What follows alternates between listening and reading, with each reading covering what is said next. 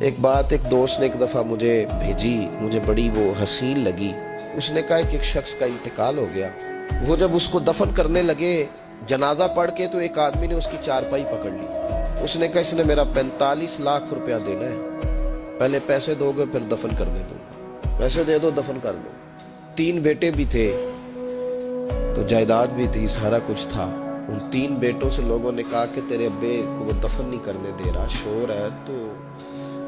اور وہ بندہ بھی وہ تھا جو بڑا قریبی تھا اس کا، اس کے والد کا پارٹنر تھا، تعلقات تھے، تو اس نے کہا کہ پہلے پیسے دو پھر دفن کرنے دو۔ اب وہ 3 بیٹے کہنے لگے کدھر سے پیسے دیں، 45 لاکھ ہی کہہ دیا ہے، ہمیں تو ابا نے کوئی نہیں بتایا، حالانکہ جائیدادیں ہیں، مکان ہے، سارا کچھ ہے، تو بھائی ہم کدھر سے دیں؟ چلو 2-4 لاکھ کی ٹھیک ہے، وہ تھوڑا سا کرے نرم رویے کو تو ہم کرتے ہیں، شور تو ہے، لیکن کدھر سے دیں 45 لاکھ؟ جب بات بہت تیز ہو گئی، شور ہو گیا، وہ انسان مجنون بن کے اس نے چارپائی تھامی ہوئی ہے، کہتا نہیں پہلے پیسے دو گے پھر دفن کرنے دوں گا۔ 3 بیٹے تھے تو ایک بیٹی بھی تھی۔ بیٹی کو گھر میں پیغام گیا کہ تیرے ابا کو دفن نہیں ہونے دیتے۔ اس نے سارا زیور اتار کے بھیج دیا۔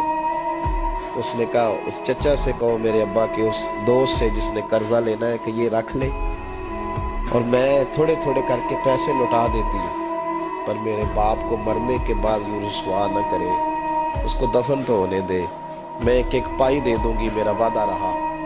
جب وہ بیٹی نے 8-10 لاکھ کا زیور بھیج دیا تو وہ قرضہ لینے والا شور کرنے لگا۔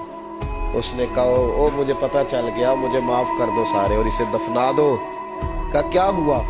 تو وہ کہنے لگا میں نے اس سے 45 لاکھ لینا نہیں تھا، میں نے دینا تھا، تو میں غور کر رہا تھا کہ اگر تو میں نے اعلان کر دیا نا کہ 45 لاکھ میں نے دینا ہے تو 110 نکل آئیں گے وارث کہ مجھے بھی دو مجھے بھی دو، تو میں نے یہ رویہ اس لیے اختیار کیا ہے کہ میں دیکھوں اس کا اصل وارث ہے کون۔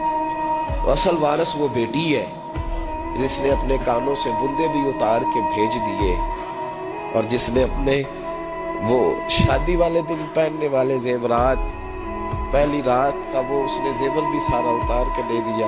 اس نے کہا کہ باپ کا کفن نہ میلا ہو جائے، تو اصل وارث وہ بچی ہے۔ اس نے کہا اس نے مجھے وصیت کی تھی ہر ایک کو نہ دے دینا، میرے اصل وارث کو دینا، تو مجھے اصل وارث مل گیا ہے، اب میں کسی اور کو نہیں دوں گا، اس بیٹی کو دوں گا جس نے باپ کے لیے قربانی